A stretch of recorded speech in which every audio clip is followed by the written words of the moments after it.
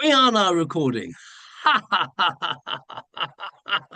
Um, and it's great to be having this conversation with you, Karyn, because we did actually meet in person back in 2015 at the AATH amazing conference. Um, Yeah. uh, The uh, Association for Applied and Therapeutic Humor, for those folks who don't know what AATH is. Thank you very much. Thank you. Yes. Yep.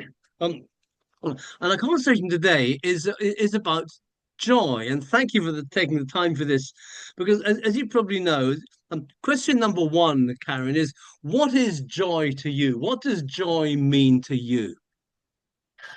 I think joy is, for me, and sorry, this is more actually neuroscience than woo-woo, but I think of it as like the highest energy level that we can reach. It's our highest vibration. It's Very our nice. peak at the emotional scale. Fantastic. And you say you approach this as a neuroscientist. Well, as a neurohumorist anyway, I study science and I study the brain and I live at the intersection. So I am your official neurohumorist. Oh, amazing, amazing. So the um the highest point it's like the highest level we can I think it's get the high to. energy level and emotional level that we can reach. Great. Well, so how important is this to you then? Oh, I mean it's highly important. I think that at at some inner level, I think that this is this is where we are drawn to move toward. I think we are Yes. designed to move toward joy. And I think that because that is our nature, because that is our being, that when we have a gap between joy, which I think is who we really are, when we're not in that space, that gap, I think, is what brings us feelings of anxiety or stress or frustration.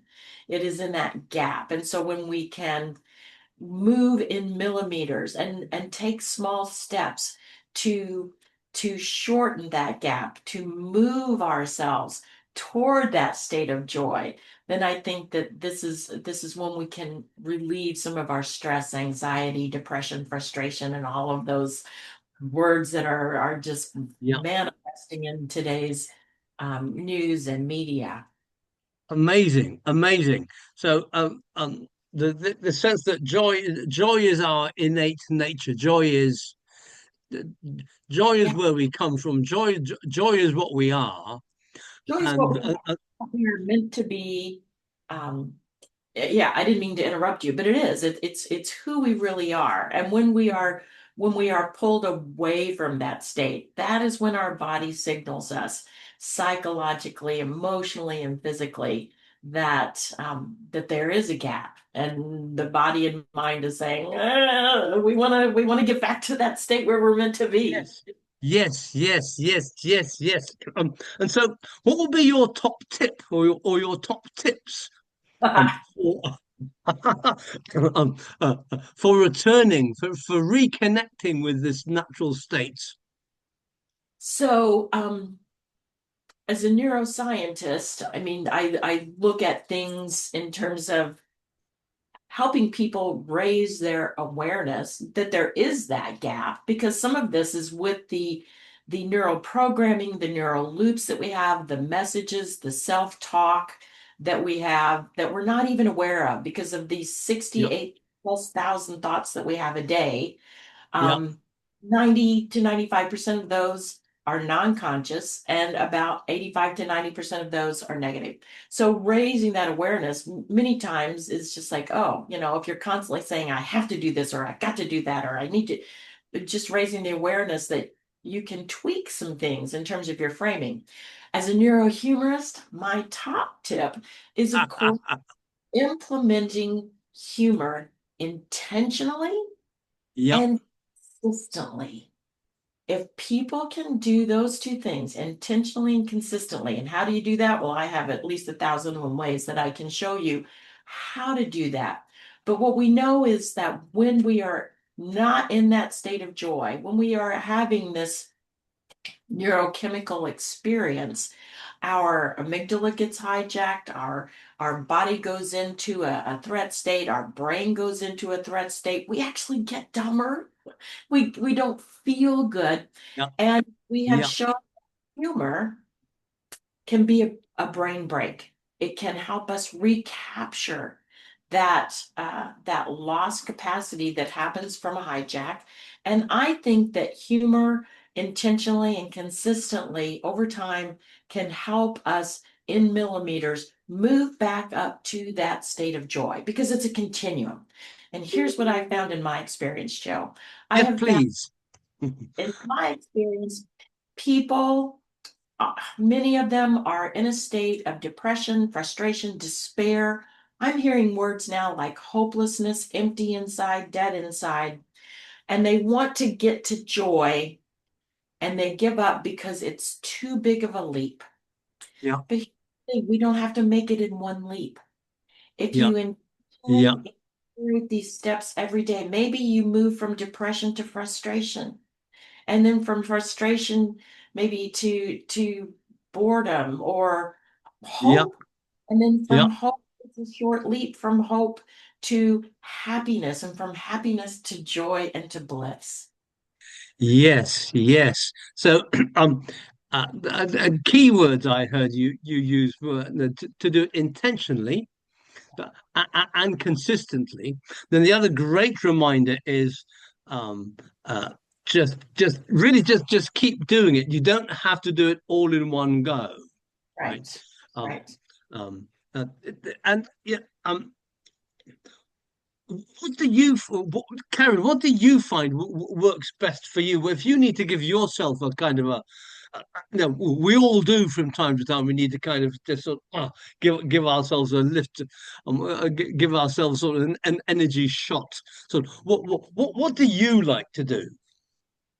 um I think that if I am really in a state of unhappiness or frustration or despair, I count on my social connections. There's so many different ways we can get humor. And people, the biggest insight I've had, Joe, over the last decade was that people tend to think of humor, the sole purpose of humor is to make the other person laugh.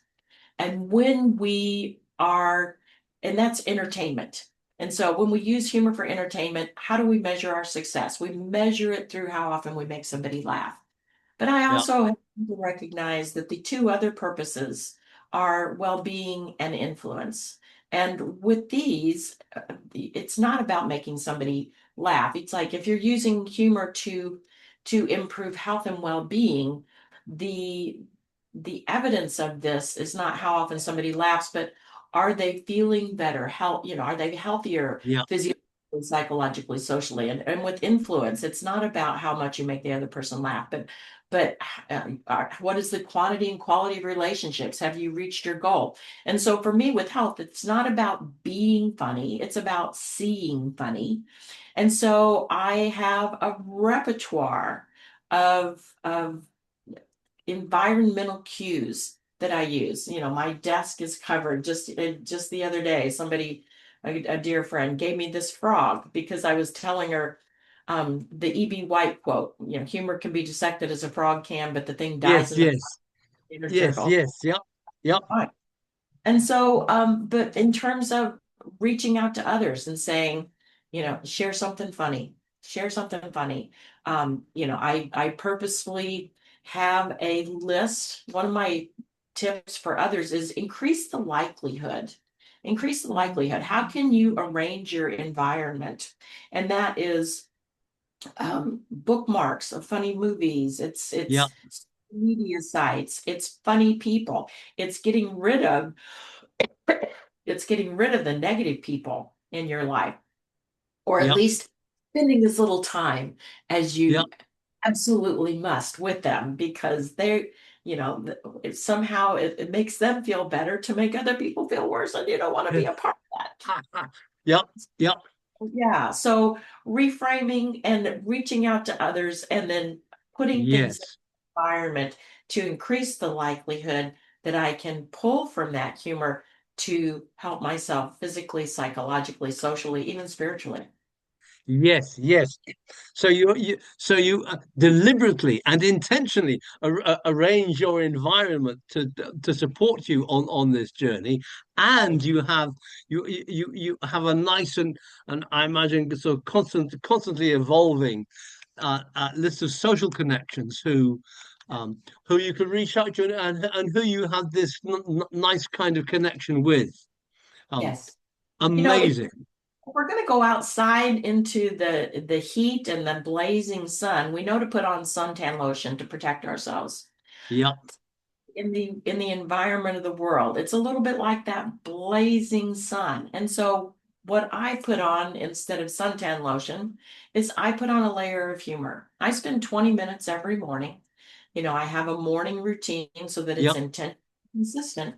And for 20 minutes every morning, I find some things that make me smile, chuckle, sometimes laugh out loud. And then I intentionally forward those to the person who comes to mind whom I think could benefit.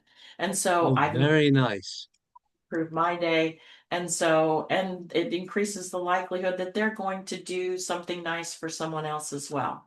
Yes, very nice. The lovely form of pay it forward as a morning practice too. How amazing. There's one other question I'd love to ask if you have a moment, and that is in your experience, what's the connection in terms of so manifesting these kinds of changes between humor and laughter. Um, because there's the humor world and there's the laughter yoga world, and of course there's a lot of overlap, and there are also some differences. What, in your experience, is the overlap in effectiveness between with sort of laughter practices and this return to joy that you've been talking about?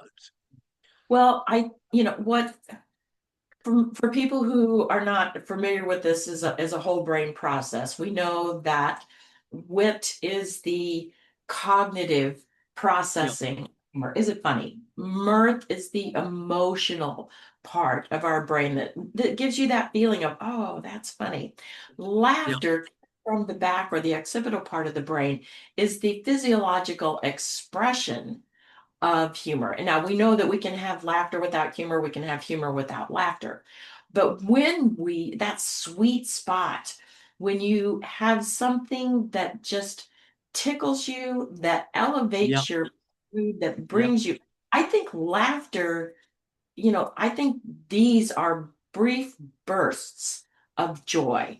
I think that yep, that laughter, when it is coming from that sense of, oh my gosh, that is so funny. I think that, this is the way of just getting these glimpses of joy. What we know is that, when Steve and I first, many, many, many years ago, put our pocketbooks and our checkbooks together and brought Madame Kataria over, is that we found that the simulated laughter became stimulated laughter, and that the yep, laughter yep, that wasn't really necessarily real would evolve into that yep. real laughter. And I think that that is another way to experience that. And I think that when you can do that by yourself. I have done it by myself. I during a really bad flu season, I would go into my garage where nobody could see me. I would sit in my car and I would just laugh. And I was the only one who never get sick, and I know that laughter boosts immunoglobulin A, which is particularly Yep, good for respiratory illnesses. But when you can harness the mirror neurons with yep, another and yep. you engage that connection brain to brain, and you can experience that oxytocin, the dopamine, the serotonin, the endorphins, that laughter just can explode into this feeling of joy. Absolutely amazing, Karen. This is absolutely fantastic and lovely conversation. Really insightful. Um, um, and um, there's so many gems in there. And I love the way you talked about the sort of, solitary, how simulated laughter can become stimulated laughter, right? And how putting it another way, you can start an intentional laughter practice, and from time to time, it suddenly then strikes you as being really funny. Right? And it becomes a real, the whole being experience, and you've done it on your own, for kind of for self treatment, Yeah. for flu, not. Amazing, and of course, the value of mirror neurons when you have others you can laugh with, how that then sort of flows backwards and forwards. Karyn, was an absolutely amazing conversation. Thank you very, very much for taking the time for this. Um, and I look forward at some point, to our paths actually crossing in person again. Um, Well, put on your calendar, this upcoming May in San Diego will be the next AATH conference. We would love to have you. what are the dates? I believe it's May 5th. I think it's the beginning date. I'll Okay, send I'll check. you in the show notes. But yeah, it's on the calendar. It's up on their website already. The Association for Great, great. Humor. Karyn, lovely. Thank you very, very much for this. Thank you. All right, Joe. We'll talk.